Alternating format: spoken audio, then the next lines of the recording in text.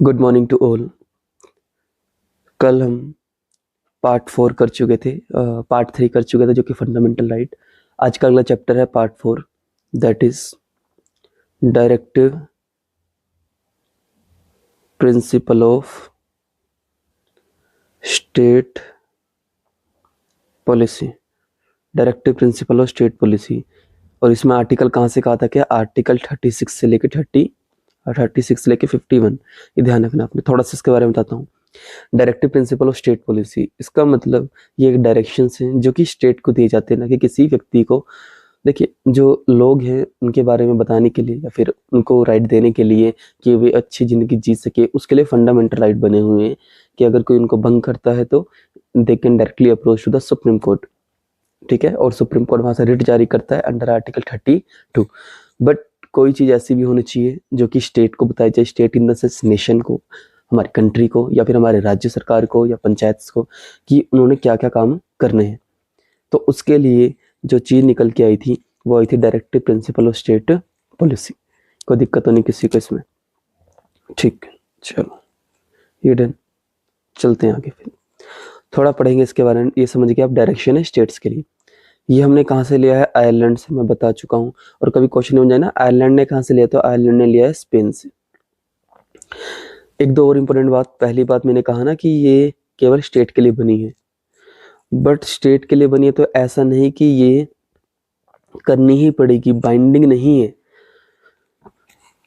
अब इसमें तो इस तरह से लिखा हुआ है, गरीबी हटाओ, सभी को रोजगार दो, तो एकदम से तो नहीं होगा। यूनिफॉर्म सिविल कोड भी बोला जाता है, बट यूनिफॉर्म सिविल कोड तो लगना मुश्किल हो जाता है। तो ये चीज़ आपने ध्यान रखनी है। उसके बाद इंस्ट्रूमेंट ऑफ इंस्ट्रक्शन भी इसको कहा जाता है। एक तरीके से क्या दिखा रहे हैं इसमें कि ये क्या है? इंस्ट्रक्शंस हैं। ये क्या है? इंस्ट्रक्शंस हैं। Okay, done.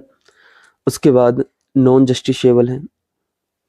नॉन जस्टिसेबल का मतलब अगर ये पूरा नहीं होता तो आप ऐसा नहीं कि सुप्रीम कोर्ट चल जाएं, इसका कोई फायदा नहीं। इसके बाद अगर मैं बात करूं तो ये जो डीपीएसपी ये एक तरीके से 3 प्रिंसिपल पे काम करते हैं। कौन कौन से? एक है गांधीयन, एक है सोशलिस्ट, और एक है लिबरल। और हमने तीनों ही पढ़ने हैं। ठीक है, ऐसे ही पढ़ने हैं आपने इसको, तभी इसको पढ़ने का क्या आपका फायदा होता है। जैसे स्टार्ट करूं मैं। सबसे पहले हम पढ़ लेते हैं सोशलिस्ट। सोशलिस्ट इंपोर्टेंट पढ़ना, ज़्यादा नहीं, ज़्यादा डीप नहीं जाना। सोशलिस्ट के अंदर कौन कौन से आर्टिकल? जैसे आर्टिकल 38। आर्टिकल 38 बात करता है टू प्रमोट सोशल वेलफेयर। इसका मतलब गवर्नमेंट का ये काम है कि वो सोशल वेलफेयर में जैसे पोस्ट ऑफिस वगैरह में सर्विसेज वगैरह है, काफ़ी सारी स्कीम्स होती हैं। Social welfare, old age pension मिल रही है, ये सब क्या है? सोशल वेलफेयर के अंदर आती है। उसके बाद आर्टिकल 39। आर्टिकल 39 बात करता है हेल्दी डेवलपमेंट ऑफ चाइल्ड की। हेल्दी डेवलपमेंट ऑफ चाइल्ड की, डन। किसमें अंदर आर्टिकल 39 कि सभी बच्चे का क्या हो? हेल्दी डेवलपमेंट हो। और इसी के साथ ही इसमें एक और अटैच आर्टिकल है, आर्टिकल 39। तो इसमें जो 39A आर्टिकल है, इसके अंदर बात करी गई है किसकी? इक्वल जस्टिस की। इक्वल जस्टिस, और एक लाइन और ऐड कर लो आप, free legal aid to poor. इसका मतलब होता है जो गरीब बंदे हैं, अगर वे किसी प्रकार का केस लड़ना चाहते हैं, उनके साथ कुछ गलत हुआ है, तो काफ़ी बार गवर्नमेंट क्या करती है? उनकी हेल्प करती है, उनको फ्री लीगल एड देती है। मतलब जो फीस एडवोकेट को जानी होती है वो सरकारी जाती है। डन। उसके बाद आर्टिकल 41 राइट टू वर्क बताता है कि गवर्नमेंट क्या देना चाहिए गवर्नमेंट को? राइट टू वर्क, एजुकेशन, और पब्लिक असिस्टेंट भी देनी चाहिए उसे, मतलब किसी प्रकार की सहायता जब क्या होंगे? एट टाइम ऑफ अनएम्प्लॉयमेंट के टाइम।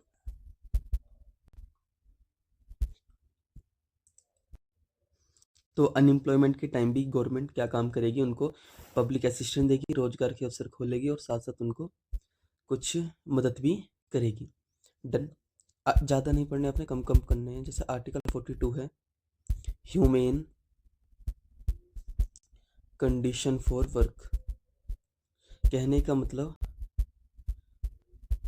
जहाँ पे काम करना है वहाँ पे क्या हो, अच्छी कंडीशंस हो, अच्छी वाली कंडीशंस हो काम करने के लिए। और दूसरी है, जो प्रेग्नेंट लेडी होगी उसको मैटरनिटी लीव मिले। ये आर्टिकल 42 के अंदर है कि प्रेग्नेंट लेडी को क्या मिल जाए, मैटरनिटी लीव। प्रेगनेंसी के टाइम पे जो छुट्टियाँ मिलती हैं उन्हें मैटरनिटी बोलते हैं। और ह्यूमन कंडीशन ऑफ वर्क, ये किसके अंदर है, आर्टिकल 42 के अंदर। आई बात समझ? ठीक। ये थे आपके सोशलिस्ट। अब हमने पढ़ने हैं गांधीयन। गांधीयन में थोड़े इस तरह के आएंगे, जैसे पंचायत हो गया, लोगों का विकास हो, सब चीज़ें मतलब थोड़ी आप इन आर्टिकल के माध्यम से समझ सकते हैं। जैसे आर्टिकल 40 डील करता है किससे, ग्राम पंचायत से। आर्टिकल 40 डील करता है किससे, ग्राम पंचायत से।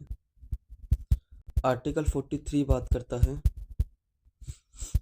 कॉटेज इंडस्ट्री से। अब क्या मतलब, ग्राम पंचायत का मतलब, जो गांधी जी थे उनका हमेशा विचार था कि जो लेवल होना चाहिए एडमिनिस्ट्रेशन का वो नीचे से नीचे की तरफ होना चाहिए, मतलब पंचायत लेवल पे होना चाहिए। तो उन्होंने हमेशा कहा कि ग्राम पंचायत होनी जरूरी है। आर्टिकल 43 के अंदर बात करेगी कॉटेज इंडस्ट्री की। कॉटेज इंडस्ट्री होती है लघु उद्योग, जैसे कोई स्टील मतलब कुछ छोटे छोटे उद्योग चल रहे हैं, क्योंकि मेन उनसे ही अनएम्प्लॉयमेंट खत्म हो सकती है। जो लार्ज इंडस्ट्रीज हैं वे तो चलो है ही, बट कॉटेज इंडस्ट्री का मतलब छोटे उद्योग, उनको प्रमोट करने की बात करी थी गांधी जी ने। अगला आर्टिकल 43 का भी, इसमें इन्होंने टू प्रमोट कोऑपरेटिव सोसाइटी की बात करी है। सारे इंपॉर्टेंट आर्टिकल्स हैं, आपको अभी नहीं कुछ पता होगा पर मैं बता दूं आपको। कोऑपरेटिव सोसाइटी, टू प्रमोट या प्रमोशन ऑफ कोऑपरेटिव सोसाइटी, ये किस तरह से होती है। जैसे कोऑपरेटिव सोसाइटी का मतलब होता है जब काफ़ी सारे लोग, जैसे 20 लोग इकट्ठे आ जाएं और वे कोई एक काम शुरू करे और जो उसका प्रॉफिट होगा सब एक दूसरे में बांट लें। तो इस तरह का आपने ध्यान रखना है। ठीक है, जैसे मैं आपको बताता हूँ, मैं शिमला में रहता हूँ, तो यहाँ पे इंडियन कॉफ़ी हाउस, ये भी एक तरीके से फर्स्ट शिमला की क्या है, कोऑपरेटिव सोसाइटी है। मतलब काफ़ी लोगों ने इसको शुरू करा था, आज भी ये चलता है, काफ़ी फेमस है। बाकी इसके अलावा अमूल हो गया, लिज्जत पापड़ हो गया, सुना होगा आपने। ये सब क्या है, काफ़ी सारे लोगों के द्वारा बनाई गई और प्रॉफिट भी सब में शेयर होता है। तो ये है आपका गांधी प्लान में 43 बी कोऑपरेटिव सोसाइटी। उसके बाद आर्टिकल 46। आर्टिकल 46 के अंदर क्या है, प्रमोट एजुकेशन एंड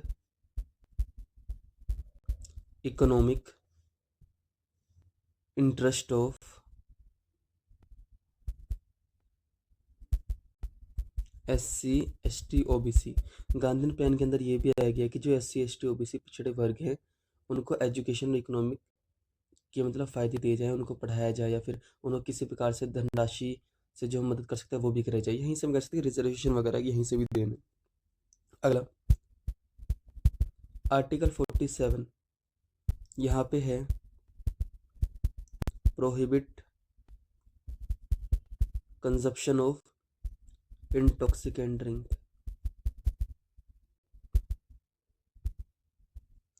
मतलब यहाँ पे इंटॉक्सिकेंट जो भी नशीले पदार्थ है, ड्रग हो गया, इनको प्रोहिबिट मना करने की बात करी गई अंडर आर्टिकल 47।